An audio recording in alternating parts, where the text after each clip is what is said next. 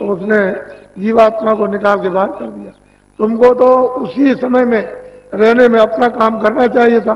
तो बच्चा पढ़ रहा, पढ़ रहा, ये कर रहा, वो कर रहा, अभी शादी विवाह करेगा, अभी क्या करेगा, तब तक समय खत्म हो गया। ऐसे ही 40 हुए, 50 हुए, चल दिए। अब क्या भरोसा, किस दिन ये डाल टूट जाए। और जब पत्ते डाल से झड़ जाते हैं, कभी वापस नहीं लगते। मानव तन से नाक और मुंह से श्वास निकल जाएगी, ये वापस कभी नहीं लगेगा। वो तो पूंजी कम हो गई, यही गिनती की पूंजी है, दूसरी और कोई पूंजी नहीं। कोई उम्र नहीं है, श्वासों की पूंजी है।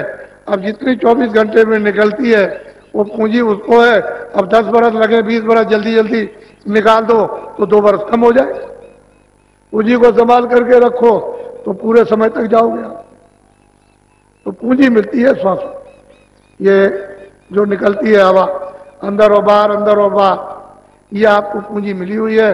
पूंजी खत्म होते ही ये चाम चमड़ा आएगी, बस इसमें से सूरत रह ही नहीं सकती है, क्योंकि पूंजी तो खत्म हो गई, क्षणों में सर से सिमट जाएगी, उसके रहने का कोई स्थान ही नहीं।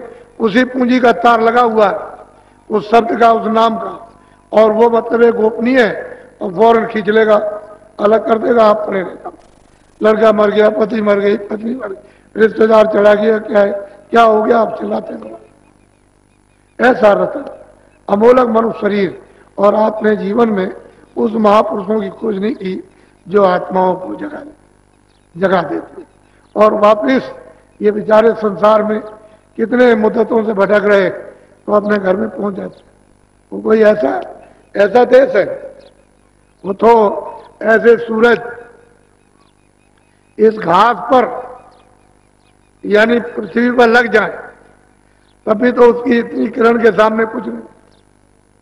ऐसा तुम्हारा निर्मल प्रकाशमान स्वच्छ आनंद, और मतलब यह है कि अमृत का देश है, उसको छोड़ करके यहाँ अमृत चाहते हो कहीं मिल जाएगा, यहाँ काम।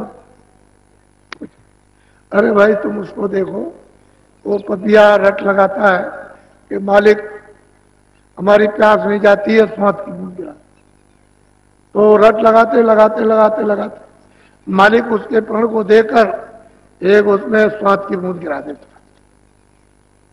तुम देखते हो हिरन जब उसके सामने बाजा बजाओ तो इतना मस्त हो जाएगा कि वो कुछ नहीं है, बाजा फेंक दिया, उसको मत पकड़ लिया, काट दिया।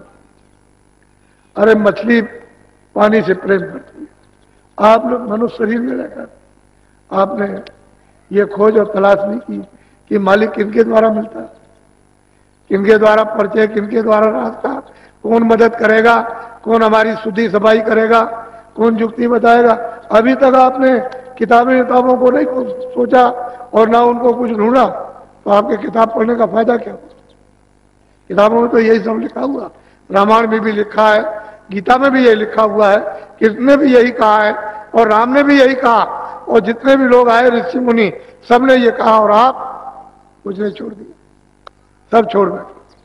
कहले हम किसी को नहीं मानते। क्या मानते हो? किताब जानते ही नहीं। किताब क्या मानोगे? किताब के तो पन्ने आप फाड़ते हो, तिरस्कार करते हो। देवता का किताबों का तिरस्कार नहीं, उसका अर्थ समझो और उससे काम ले लो।